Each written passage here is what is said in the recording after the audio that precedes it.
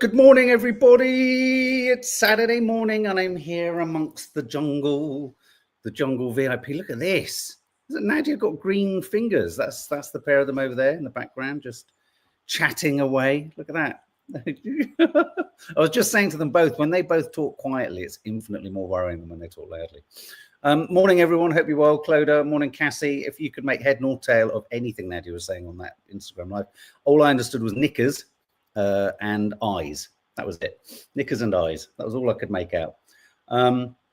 Vic, you're posting really odd things. It just says body turquoise yoga pose, hope everything. If you're listening on podcast, the names I read out are our dear community members, family, friends, family, guests, subscribers on the live chat. So if you're listening to the podcast, you wonder why I keep having a sort of out-of-body experience. I haven't got a multiple personality issue. I've just got lots of people chatting to me. So let's have a look through the papers. Obviously, yesterday we were caught short. I had to terminate quite quickly. We had a really important visitor. Mark,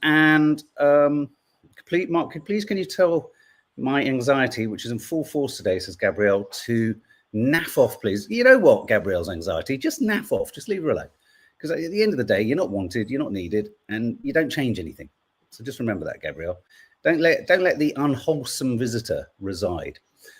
Distract, and I would say take your shoes off, take your socks off, go and stand on some grass, and you will be distracted immediately. Hi, DP. Thank you. Nanny Di sends her love to everyone. So obviously we were talking yesterday about, could the Russians have done this at Heathrow? No, the Russians. Is it the Russians? Is it the Russians? Or was it just a guy called Terry who forgot to connect something to something, and a whole kit and caboodle went up in the air? And it's beginning to look a lot like it was Terry's fault. Whoever Terry is, it looks like Terry went, shit.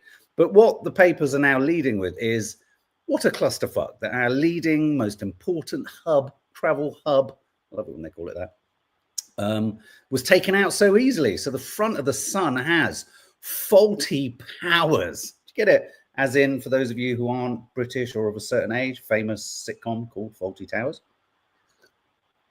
Substation blaze, shuts Heathrow, Britain humiliated by airport fiasco, backup failed, thousands stranded. And of course, if there's one thing the Brits love,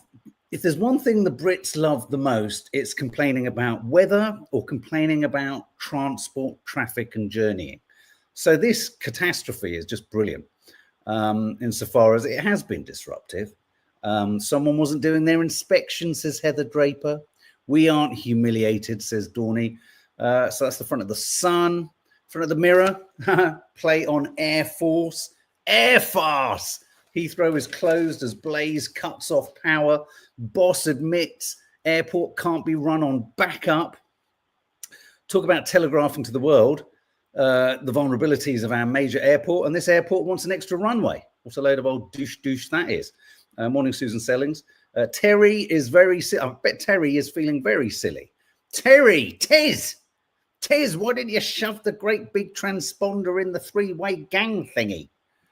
That's what you didn't do. Air farce, very, very witty on the front there. Oh, and look, as if the word farce is everywhere. In front of the Daily Mail. Farcical. I mean, to be honest, flights are back up and running by all accounts. There's kind of, marginal delays today. Farcical, front of the Daily Mail, 1,350 flights, 300,000 travellers hit as in caps, whole of Heathrow is brought to a standstill by one electric fire. I think we got the point. Terry will not be doing that again. Into the garden, says Nicola Harker, going to grow lots of vegetables. Are you going to grow them today? Good God, have you got some super kind of fertilizer? Travel chaos, the Mail continues. Planes U-turn in sky. Thousands left stranded with havoc set to last a week. Oh, the press loves it, doesn't it? But look at this. Do you remember the dynamic pricing around the Oasis tickets? Check this out. Oh, excuse me. Check this out.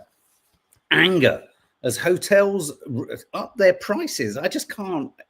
I never cease to be amazed by the cowboy nature of this kind of thing. Hotel prices surged by up to £946 after Heathrow closed, with furious passengers accusing firms of profiting off people's misfortune. as travellers scrambled to find accommodation near the airport amid the thousands of delays and cancellations. The North Avenue guest house was last night charging £1,000 for a standard room for two. The same stay next Friday will cost £54. No Severance spoilers, don't worry. There'll be no, but I am doing a review of it later, but obviously there'll be spoilers. £54 one Friday. I just find that, I think they should find them and they should hunt them and then they should ruffle up their pillows. In other news, lots all over the papers. I don't know how I feel about this. How do you feel about this? I like to know what you think of this. So I'm going to show you this story, which is everywhere. It's a kind of photo story, but it's also a story. This is Prince William stormed through a military base in a tank yesterday in a huge show of strength against Russia on the tyrant Vladimir Putin's doorstep.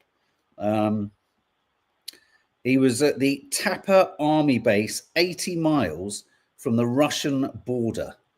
What do you think? I don't know. I mean, he looks great. He looks good in a military helmet. I like his beard. Do you know what? War propaganda, Reese, have no time. That's how I feel. I thought, do you know what? I was a bit, if I'm honest, I was a little bit disappointed in Will.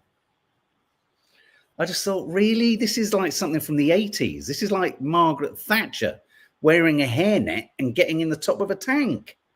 And the papers are everywhere. Wills, this will keep everyone on their toes. Prince joins NATO war game with Brit troops in a state.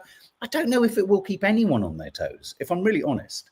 I don't know, because this photo op, he's not. Do you think he'd go to the front line if there was? I mean, even if he did, there's no big I am in it anymore. I'm not.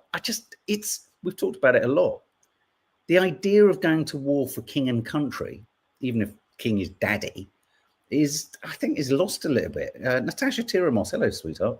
Let's be real. If anything were to kick off, he would not be sent to fight and he would not be put in any danger. I don't know. He might insist. But I agree, he wouldn't.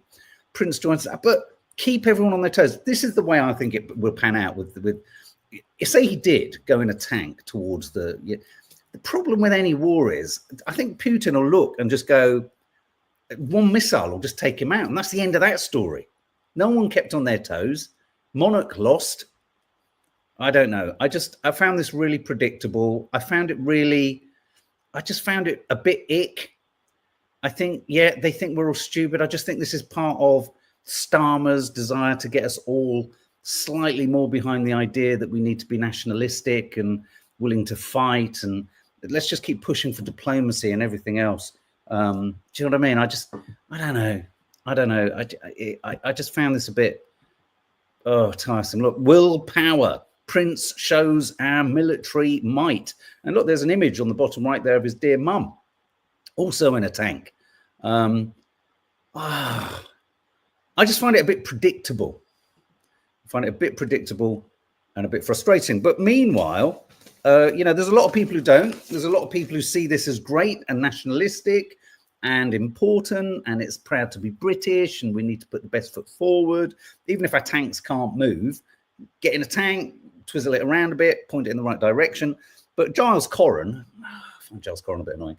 I fear we've lost our Battle of Britain bravery. No, we haven't. Giles, I think just vast majority of people have seen through the bullshit.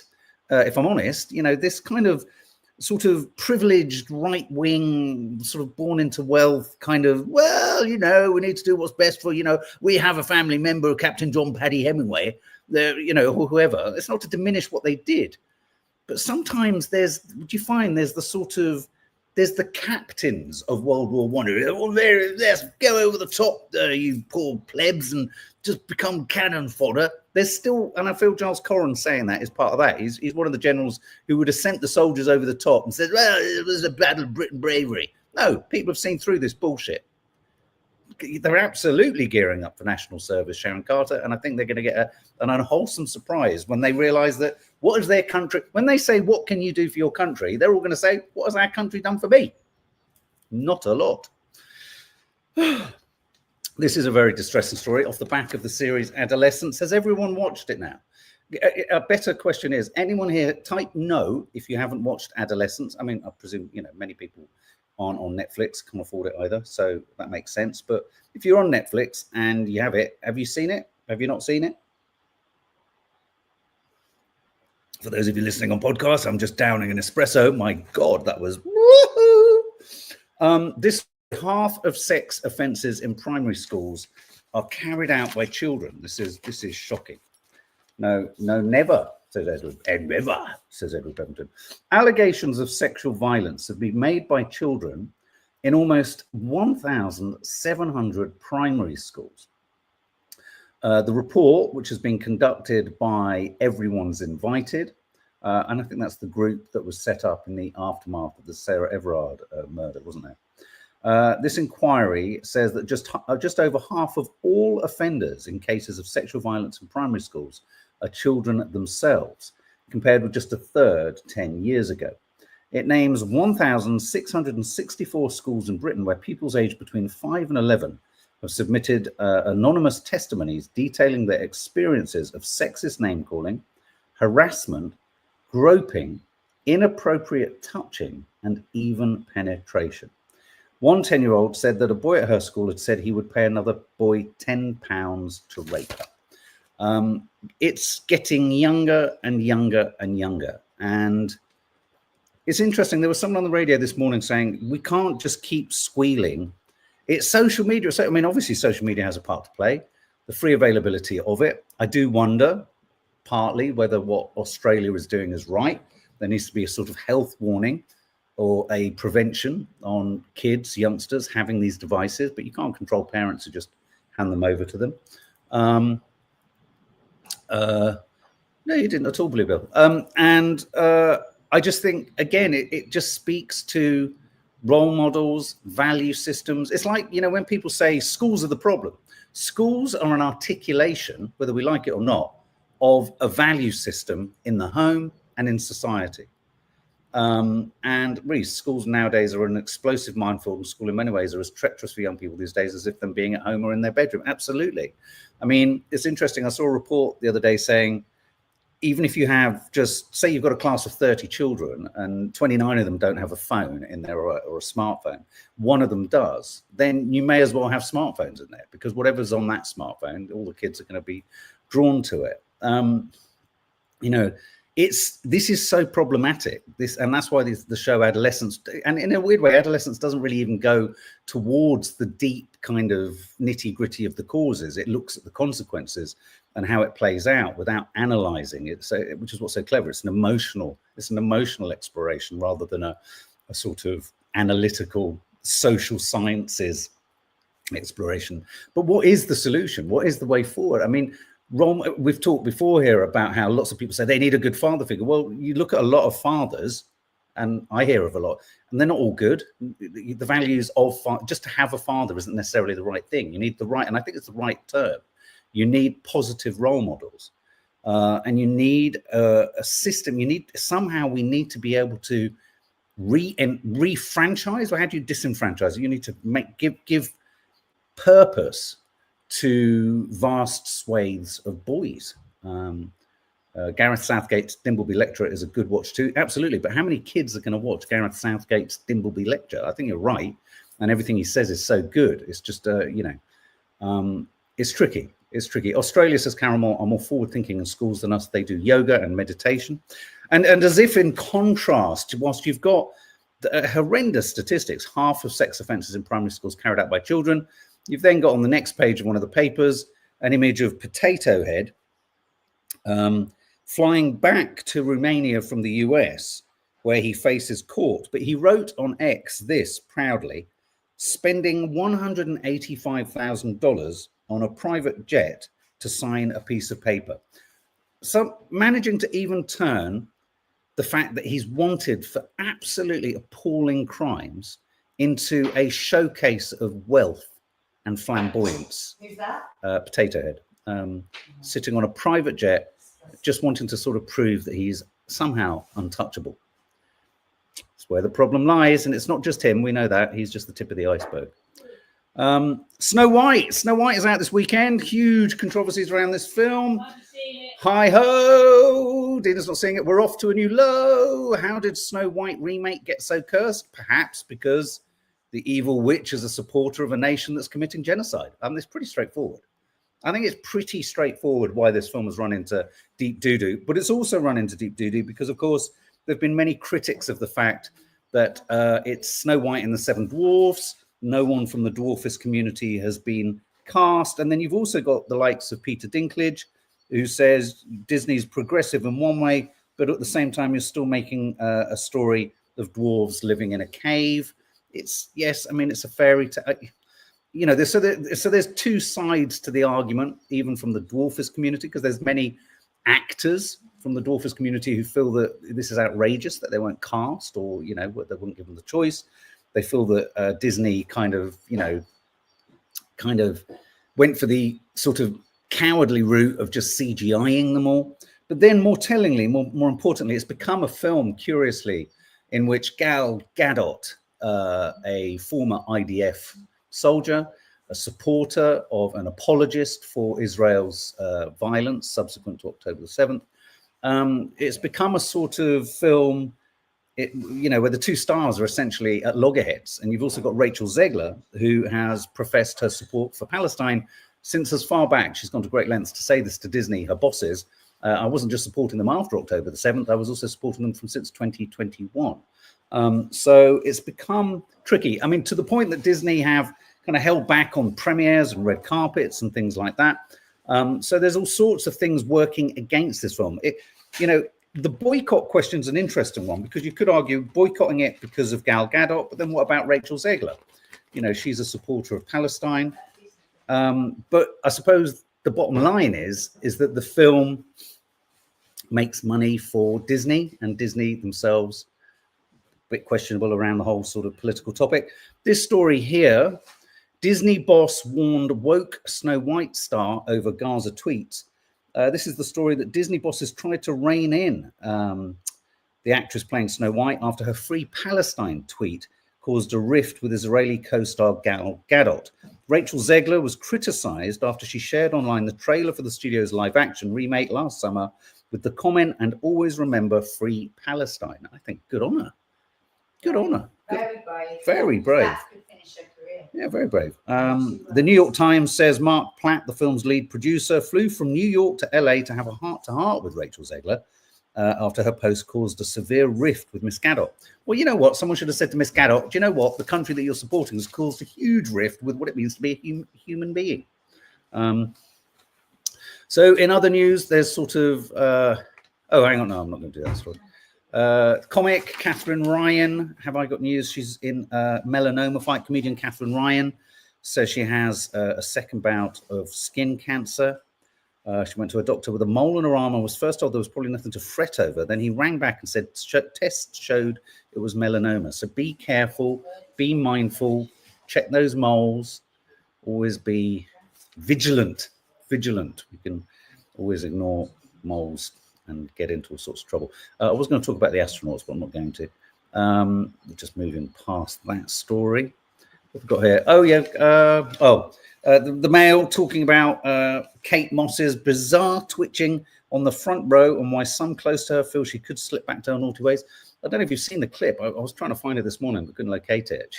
It is very twitchy. But again, the Mail, I've got a couple of other sort of show busy stories here as the Mail kind of seek to, just generate rumor and gossip and suggestions. But I have to say, I've seen the clip and you do sort of think, good God, I wonder what... It's quite frantic. This story is nice. How mum's hour-long drives to drama classes turned a footy mad lad from Warrington into the biggest child star on the planet. This is the boy who stars in Adolescence. Owen Cooper's breakout role has now been watched by 24 million viewers. You just don't get numbers like that anymore. You used to get numbers like that on the BBC. But yeah, this is a sort of double-page spread about how, it is a sort of not rags to riches, but it's one of those stories that most kids going to kind of drama classes dream of, isn't it? Here's images of him with his mum going to footy and the dedication and the commitment and the selflessness of a of a parent delivering on her boy's dreams and ambitions, and it pays off, doesn't it? He's now starring in a film with, he's in the new Wuthering Heights. So let's hope it all plays out for him. Amanda Platel still being a bully, still trolling Meghan. She's even has Gwynnie sent a scathing message to see off Meghan. This woman couldn't be more obviously racist or sexist if she tried. So let's propose a white, blonde-haired image of perfection, and let's just champion her and constantly keep pulling down Meghan. It's so tiresome. I post that to shame her. She's an unforgivable bully and troll. Horrible. Boo-hoo. Darts teen and menswear icon. This is Luke Littler. He's been rewarded for his stunning success with a new £200,000 deal with fashion giant Boohoo. The 18-year-old became the sport's youngest world champion in January. And dart fashion. Is anyone into dart fashion? Dina likes darts.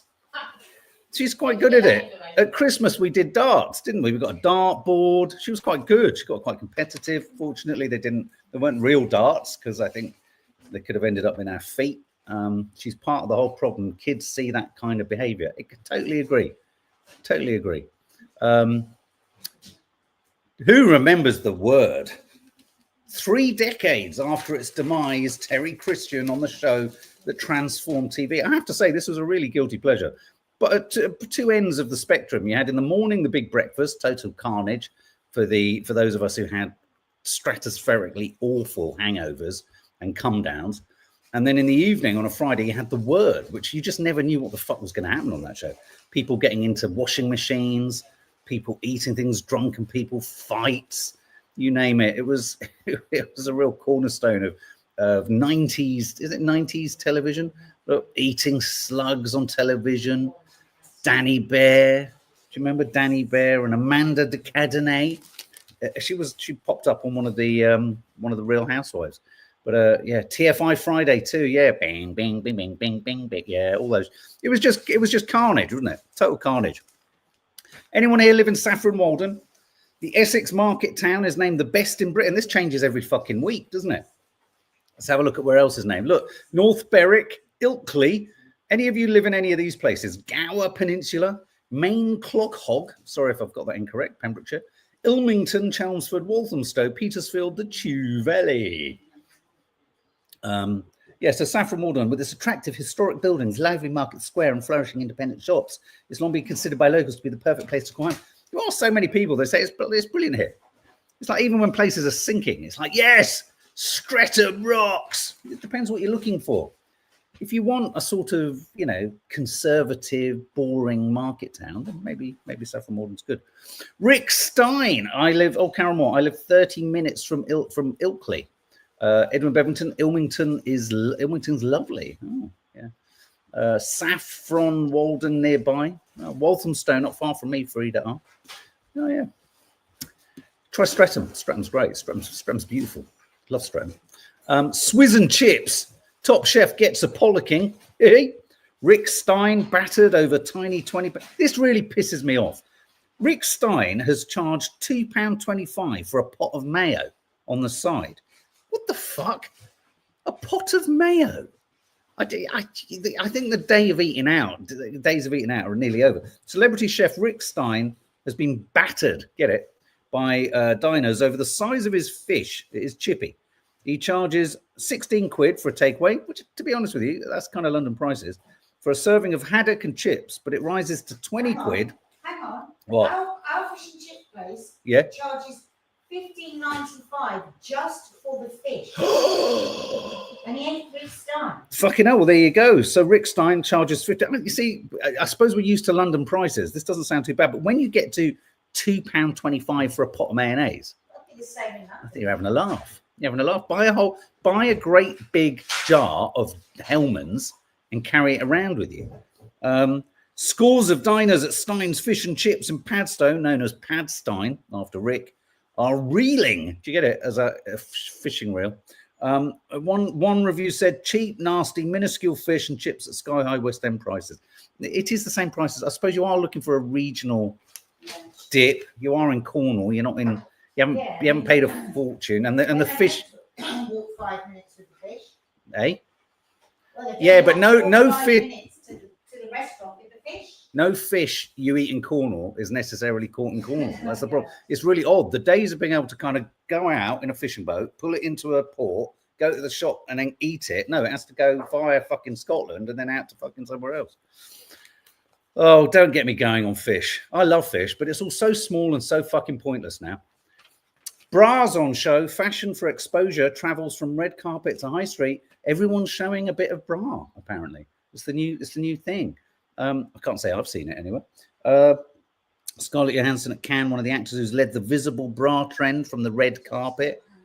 T-shirts with bras on them. They're a funny thing, bras, aren't they? They're a piece of engineering marvelousness. Oh, look, Lucy Williams on the fish story.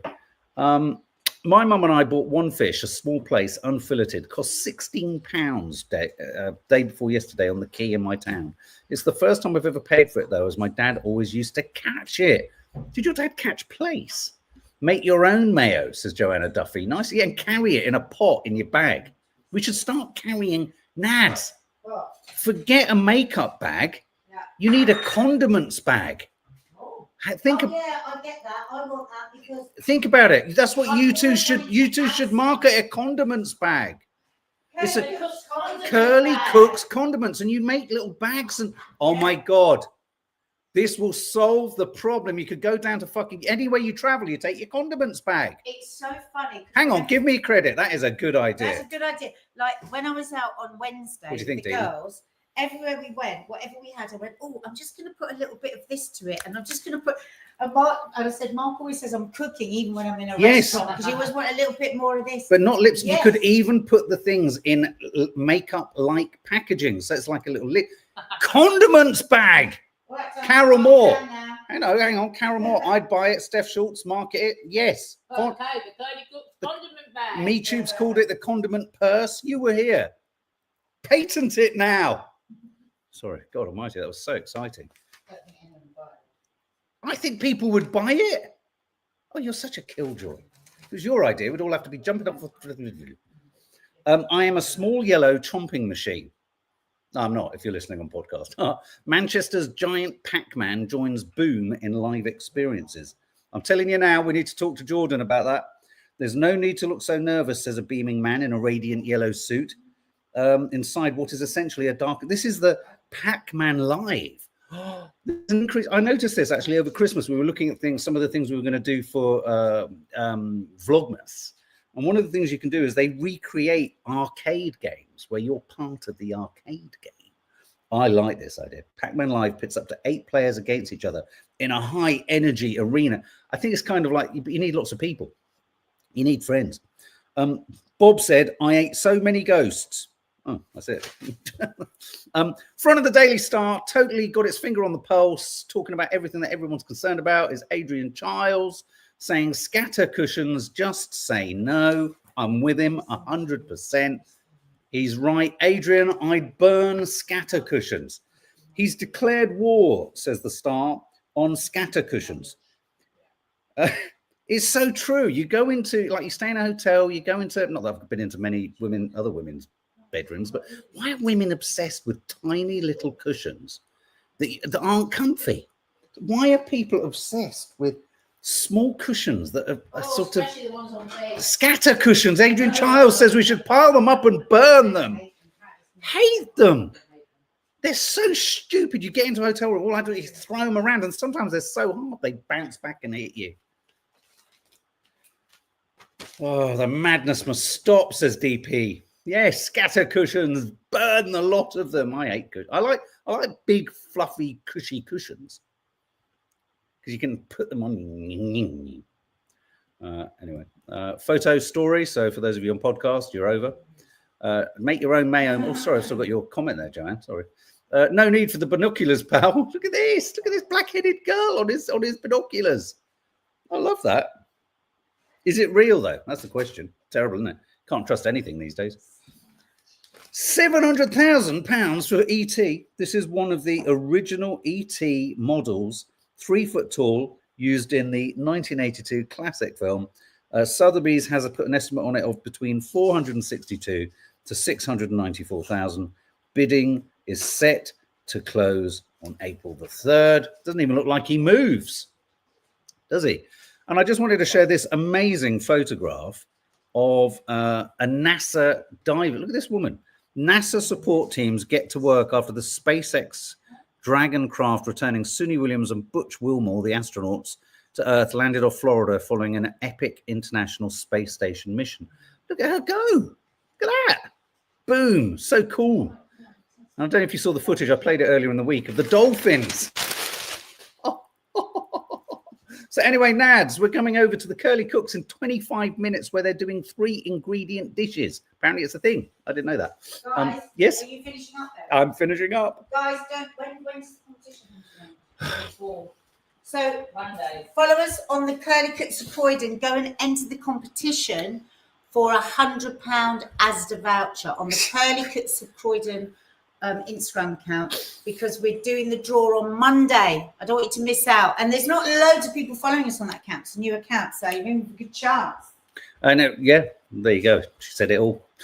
So see you in 25 minutes for more fun and frivolity and frolics in the kitchen. Yeah, have a lovely day, guys, and see you later, alligator.